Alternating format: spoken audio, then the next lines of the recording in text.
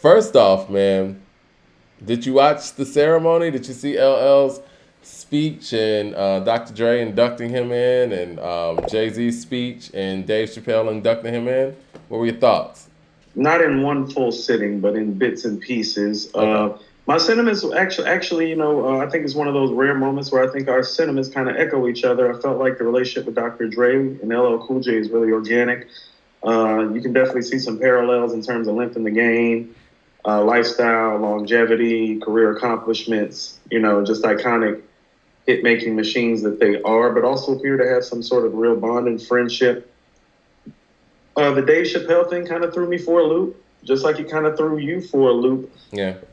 It did make me think, though, Mike, that maybe this is Jay, the pro-black kind of proactive activist part of Jay, that sees the fire that Dave Chappelle is under, and is kind of like, no, like y'all can't cancel this guy. This guy is worthy of bringing me out. Well, I think the whole quote unquote Dave Chappelle being canceled is propaganda anyway. But that's just my opinion. It's ain't nobody canceling him. They're not. You talking this Illuminati shit on the midday? I'm just saying it's media overblown. I haven't seen anybody can. What happened to the baby is getting canceled. That's what happened when you got all of your establishments sitting there not booking you for venues and shit like that. That's canceled. Not random tweets from random motherfucker. Excuse me. Let me watch my language. Not just random tweets from random people who are giving their opinions. When you're really getting canceled, we've seen that. We've seen it live and in living color. You had festival after festival after festival in consecutive order canceling the baby from his paid appearances.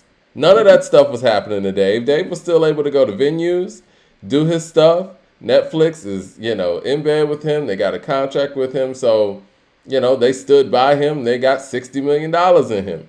It's fine. I mean, but, it's a difference between really getting quote unquote canceled and people just talking. You know what I'm saying? And I think that the whole Dave thing is kind of blown out of proportion in the fact that I must stand with Dave through this cancellation. He wasn't no, getting canceled. no, Mike. You want to know what you're saying some strong stuff, but you're saying some very correct stuff, and I understand what you're saying.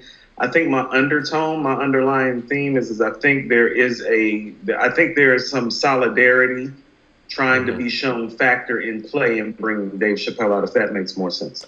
I feel that, but I also feel that, it's once again what Jay has done in his career. He's attaching to something that's hot. We're talking about Dave now. No, Mike, it's And multifaceted and layered. So you're not wrong about any. Like, we can both be right about all the things that we're saying right oh now. yeah, it was the perfect pick actually, if you consider those things. Because I'm sitting here thinking like, even though I don't know any real connection between Dave and Jay like that, Dave did. First of all, let me say Dave did an incredible job in the introduction.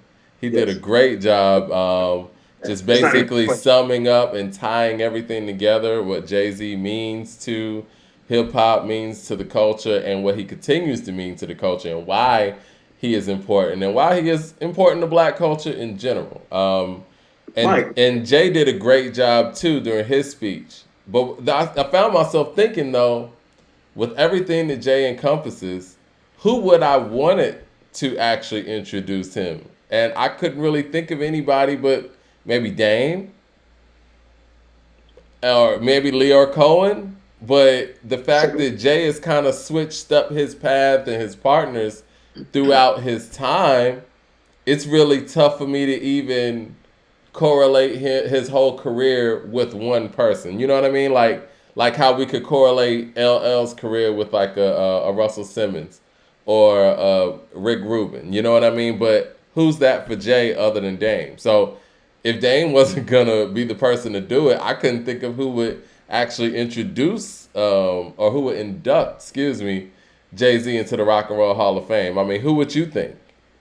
No, so like we oftentimes do. Let's kind of just like backtrack to why we even found the Dave Chappelle pick fascinating, and it goes to something insightful that you said when we were speaking behind the scenes, which was like when Dave was originally popping on the Chappelle show, Jay wasn't one of the dudes that was fucking with Dave like that. He wasn't making that style of rap that Dave was like, projecting via the show in Right. terms of the Roots, Talib, Most uh, Def, Most Def, Kanye West, even. and Kanye West, probably most notably, as you pointed out. And so, when we were talking, you brought up Leor and Dame when you were talking to me, and I immediately told you, I was like, it doesn't even make sense for it to be anybody other than Dame if you really look at it, which is why all of what's going on between them is really problematic when you look at it, because like Dame is supposed to be the guy that did it, but it kind of shows you where Jay is too, because that's what I mean. There's so much potential business and politics involved now, just because of currently what's going on and because of who Dave is in doing that. And you're right when you say that. Well, that's typical Jay to play and to feed into all of that because it's trending and it's popping and it's current. And and like I said, but also too, Mike, it could also be a show of solidarity between two very powerful and prominent black men. I And mean, so it made sense. I mean, all the way down to, them having Obama go out there before Dave. Did you see that part? I saw, like I said, I saw kind of everything in Okay. like spurts and Yeah, breaks. yeah, because it's out there in pieces, you know what I mean? Because they don't have like the whole ceremony. I think they streamed it live, but yeah, it's not like the whole ceremony's out there. But yeah, even Obama starting it out and then going into Dave. And you know what? I was talking to a friend of mine today, my boy Brandon, man. What's up, Brand? But he brought up something that made a lot of sense when we were talking about it and talking about Jay's speech. He said, Jay might be getting some speech tips from Obama. And then when he said that jokingly, Jay's speech sounded very Obama-like from the jokes in there. It did. You know what I mean? He hit every point in there, too. When he mentioned KRS, he mentioned Kane, he mentioned Rakim, he mentioned Chuck D. So it was like all the individual facets. It was a perfect speech, actually. I got to give it to him. Definitely great soapbox speech, Mike. When you look at it, I was about Yeah. to say, if Brandon told you that's something right there. Because actually, Mike, when I thought about it, and this was actually something. I mean, so we can segue. My overall take of Jay's speech was like, I don't think he's ever spoken better publicly than that Never. before. I agree. It was Take it was away from awesome. his speech. It was the best I had ever heard him speak in the entirety of the time, Mike, that I've seen his interviews. And I want to say this. He's a very intelligent and articulate and charismatic guy, so that's saying a lot. Oh yeah, definitely. And he hit every point. And like I said, the jokes were in place. I mean, and I guess because, we saw Obama speak right before him, and it was in that same cadence where it's like I'm gonna say something serious, then I'm gonna say something lighthearted. Then I'm gonna get back serious again, then we'll delve into the lightheartedness. Even when he said that thing about, him out there spitting on the block and thinking he was the greatest, and he was like, Yeah, that was one of the greatest. I don't want no problems, LL. Like, that's so Obama. so.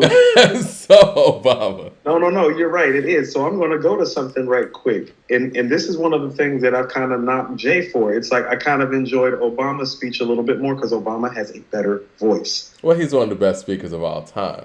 So, Yeah, he's a top 5 dead or alive speaker. He's probably the best speaker of this time. So, yeah, I mean, to be behind that, that's not, He's the best orator of words of this generation, clearly, and definitely the most charismatic, him and Bill Clinton, as far as in the last 50 years, in terms of the charisma matched with the actual public speaking ability and command of words. Yeah. Yeah.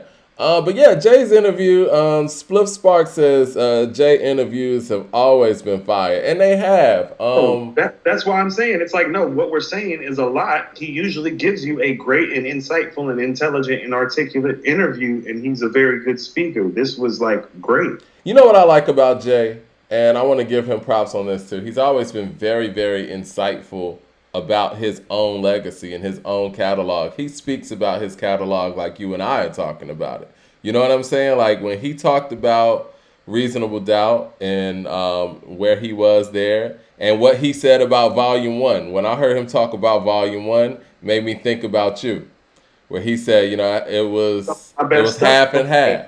Some of my best stuff and some of what I was figuring it out. and he's very honest when it comes to that. That's why I love when he ranks his albums. I think his ranking. There's Well, the last honesty. time I heard him rank his albums, he said Reasonable Doubt, Blueprint, Black Album, and I agree with that That's fine. wholeheartedly.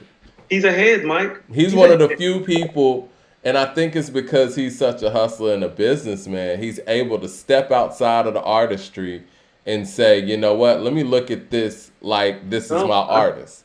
I think that's the head in him more than that's the businessman in Really? him. He's ahead, Mike. He definitely is. Like he loves hip hop and loves rap and loves these combos about it the way you and I do. He Yeah. does. Yeah, Like definitely. that's why I love Volume One. For me, Volume One is not. How about this? Reasonable Doubt is Jay the hustler that's MCing to you about his hustling ass ways in life. Volume One is the MC. But volume one is also him trying to make that jump almost too quickly, right? He's trying to That's I make mean, that jump that he yeah, ended up making like. without really doing the education on how that's going to fit him. But what I'm saying is who he is on that album is the rapper who doesn't have to hustle anymore. So therefore, rap is becoming his hustle. So he's figuring it out. But the rapper on there is 97 Hove, Mike. The fact that he said that's some of his best work, Because it is, it, Mike. it lets you know how highly he thinks of songs like A Million and One, Imaginary Player, Where I'm Hits, From, and The Streets Is Watching, because those are the songs he's talking about. no, Mike. I think You Must Love Me probably too. Mike, if I was ranking it, 5 of his 20 best songs are on that album, and that album's uneven. But 5 of his 20 best songs are on there. I disagree with you on that because I know you're super high on Volume One. I even saw that and the reason why I thought of you when he said Volume One's I because thought you me too. had a lot of Volume One on your list when I had we were going up against LL Cool J. That's his rap shit, Mike. That's what I keep trying to say. That's Jay on some rap shit. When he's on some rap, how about this? The MC that he shows himself to be when he's on his rap shit on that album. Oh, that's the guy that I do think like raps with Biggie and Nas and Rakim and is right there. That's the guy that makes me believe all of that. Like that's the guy. Well, let me be clear. I think that at that time, while Biggie was alive, because for part of Volume One, I think Biggie was alive, right? Yeah, I don't know. Give or take. Yeah, Depending on when he was creating, right? I think Reasonable Doubt, Volume 1, J, lyrically, was ahead of Big. Now, yeah. not as an all-around artist, per se, at that time. But lyrically, I think he was No, slightly ahead of Big. Not by much, though. I get what you're saying. But it's just you want to know what the tough thing about it is like Big at the top of his game, and I consider Big lyrically to be at the top of his game pretty much from the time I heard him on that Get Money remix Mm-hmm. till the point he died. Yeah.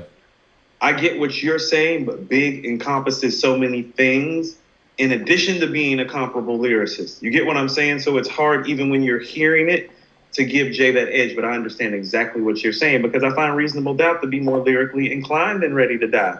Like, there isn't any you know, looking back when we first learned to use rubbers, he didn't learn. So in return, I'm kidnapping his baby's mother. Like, no, Ready to Die doesn't have that. I mean, he's just lyrically ahead of that. But again, that's 2 years after Ready to Die, too, if we want to be fair and in context. I do think that. Do you think Ready to Die is a better album than Reasonable Doubt?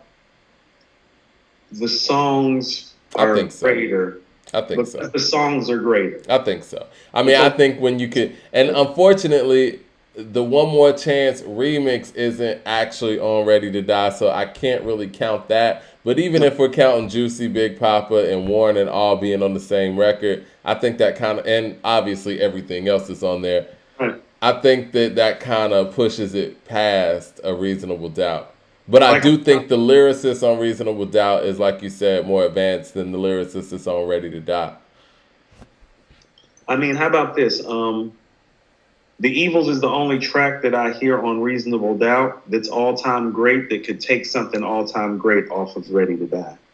Not the other way around. Like, Ready to Die got plenty of all time great shit. If you were like to pair the songs up, it's like, oh, well, what would you rather have, Juicy or Ain't No Nigga? It's like, okay, we're done here. Big Papa or Feeling It? Okay, we're done here. You get what I'm saying? Right. it's a lot of things to take away from this Hall of Fame. Look, hold on, Mike. Go ahead. Unbelievable or friend or foe? The primo tracks. Unbelievable or friend or foe? Oh, we're done. Unbelievable's better.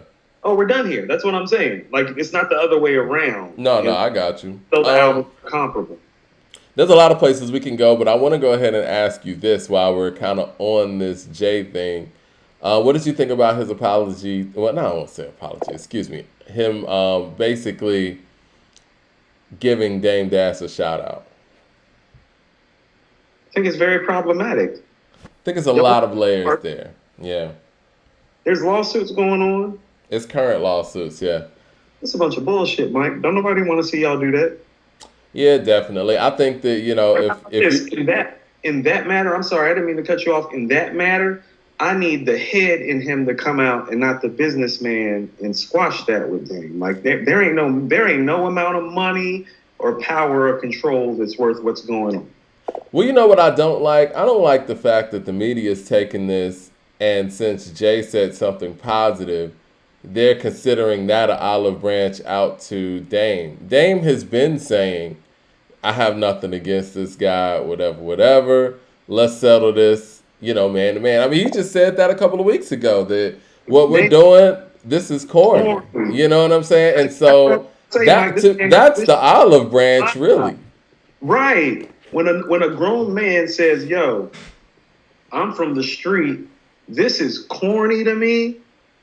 That's the real olive branch. Just saying, dude, like this ain't even worth the flex. Like, and he said, a younger generation doesn't need to see us going back and forth through lawyers. And Dame said that, so that's the olive branch. Yeah, and I think from there, I think just in my mind, things should have been dropped, and I think that Dame probably should have been the person to maybe if he didn't want him to induct him. He should have been invited, you know what I'm saying? Something like that, if it was like that. Well, you got to drop these lawsuits and all that paperwork in order for that to happen, Mike. Yeah. So, I mean, I just don't like how it's being covered. The fact that, okay, now that Jay said this, then they are reconciled. Like, that's not the thing. So hip-hop is made of moments. Right. What's going on between them on the legality side of things prevented what could have been like a historic coming together moment for them and for hip hop. That's why I'm saying the head and Jay need to come out. Like y'all just missed a really, really big moment by not having the opportunity to do that. Spliff Spark says that Dame himself took that as an olive branch. Well, I mean, that's, again, this was all in print. I didn't see what Dame said. Like, I just saw that Page 6 reported it that way. But maybe he was playing out like, look, if y'all want to consider that an olive branch, then fine. Then I'll just be the bigger person and just, extend it even further. Now your move, Drop these lawsuits and let's handle this man to man.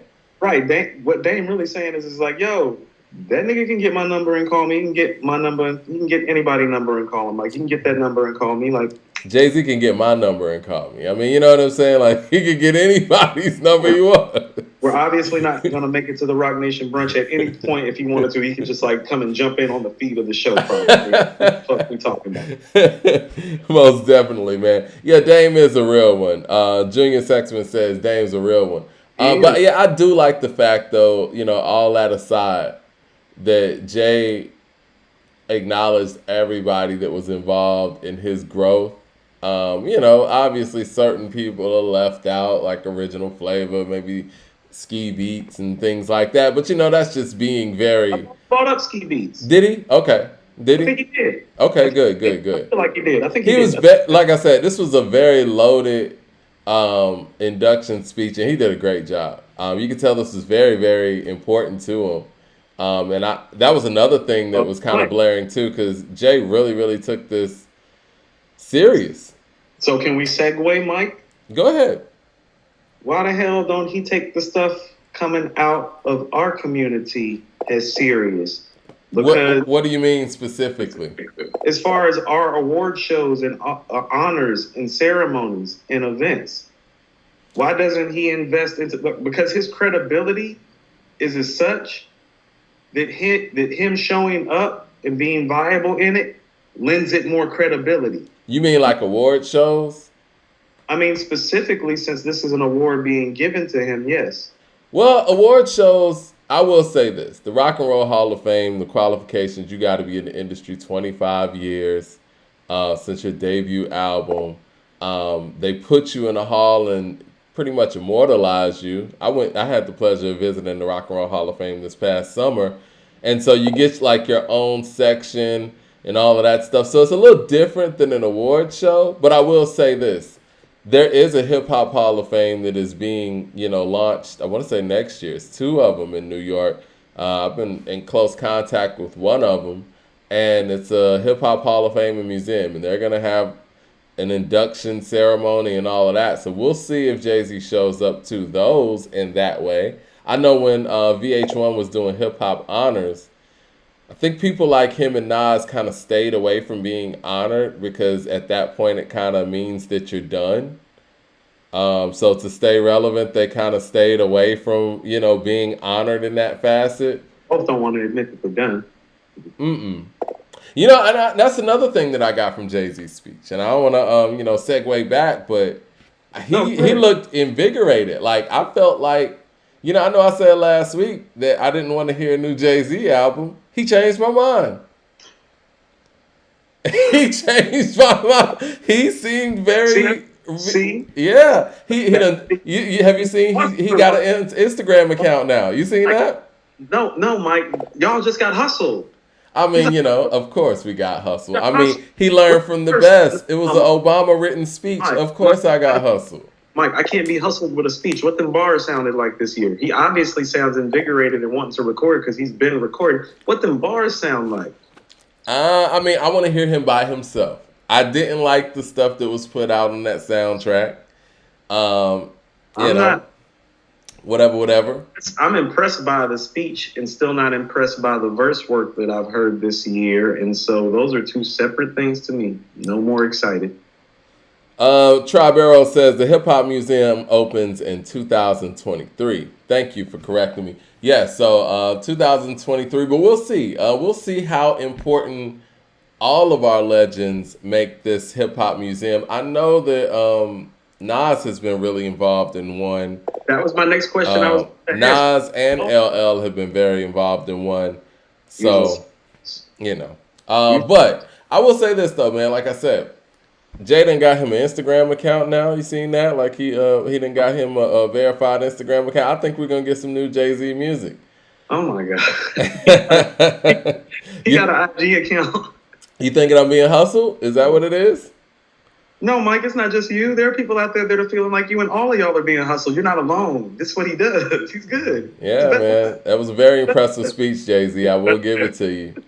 I said I didn't want to hear a new album. I think I might want to hear a new album. I'm interested. I'm interested to see where it's going to go. I think it's problematic that you just skipped over all that verse work for that impressive ass speech. No, because my biggest problem, and I think I said this last show, I didn't know what the direction would be for a new Jay-Z album. I think the direction here, that speech kind of let me know where, like, kind of like a real In My Lifetime thing, where he kind of wraps up his career. He running for office? I could see that too. I could see that. I don't know, man. Like I'm interested. I'm interested now. I just want to know what it got to do with this rap shit. Yeah, I'm interested now.